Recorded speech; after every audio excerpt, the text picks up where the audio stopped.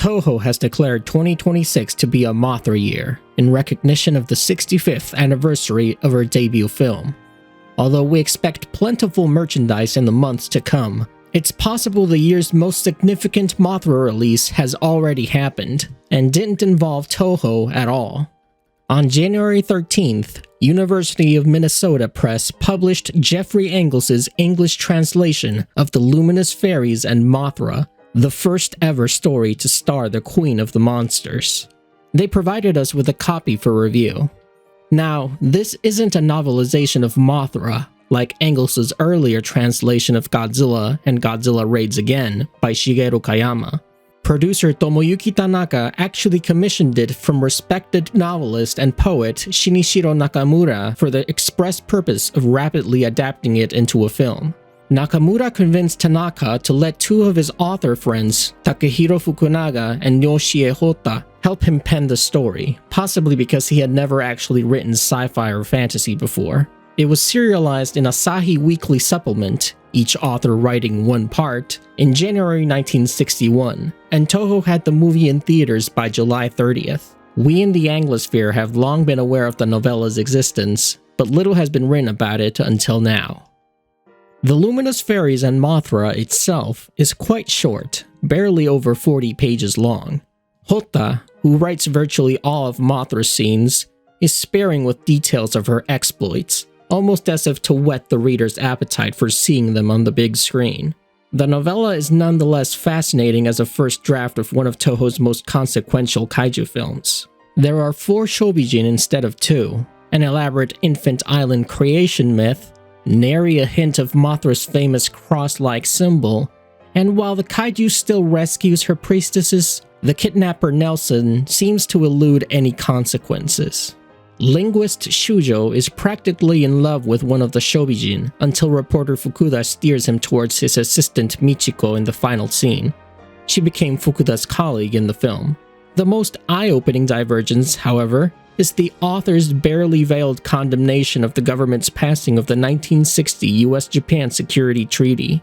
Despite widespread public opposition to a continued US military presence, as demonstrated by the Ampo protests, the largest the country had ever seen, Prime Minister Nobusuke Kishi took authoritarian measures to ensure the treaty passed, ordering police to remove dissenting opposition members of the Diet from the building so his own party could hold the vote by itself. Kishi soon resigned from office, but the treaty remains in effect to this day.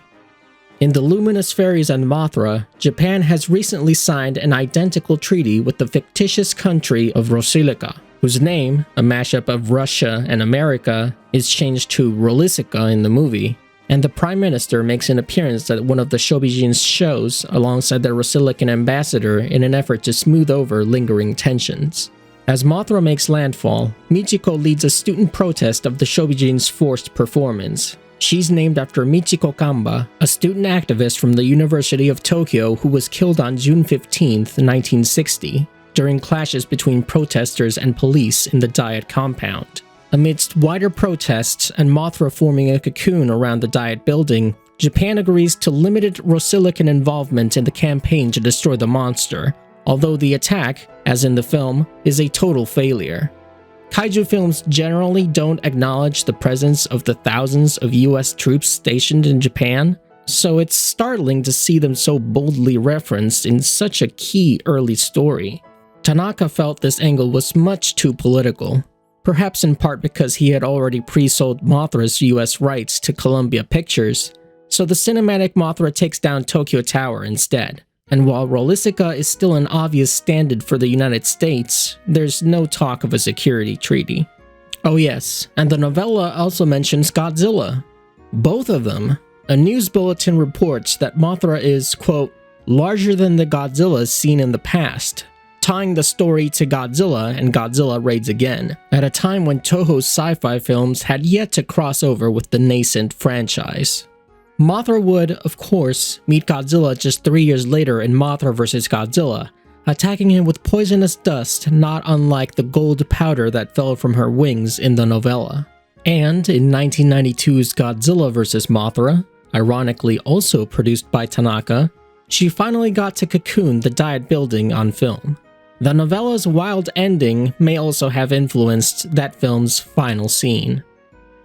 To make up for how short the Luminous Fairies and Mothra is, Engels closes out the book with an afterword that's actually longer than the novella itself. That may sound self-indulgent, but it turns out to be a highly compelling analysis of a story that has never received half the critical attention in English as the original 1954 Godzilla. His focus is on the novella, but much either applies to the film as well or is contrasted against it. Topics include the beginnings of the Toho sci-fi cycle that led Tanaka to commission the novella, background on the authors and the precedent of collaborative novels, the novella's heavy allusions to the security treaty and the protests surrounding it, Infant Island as both unindustrialized utopia and byproduct of American tiki culture, and his decision as translator to shift Mothra from genderless to male and then to female throughout the story. Finally, he makes a convincing and novel argument that the Luminous Fairies and Mothra's authors were influenced by Hugh Lofting's Dr. Dolittle books, especially Dr. Dolittle and the Moon, which features a giant moth, a fairy, a vampire lily, and a utopian society on the moon. In short, the University of Minnesota press publication of the Luminous Fairies and Mothra comes highly recommended for any fan of the character, or anyone interested in the literary side of kaiju. SRP is $19.95, and as an independent wiki, we'd be remiss if we didn't advise you to buy it from bookshop.org over Amazon to support independent bookstores. Thank you for watching.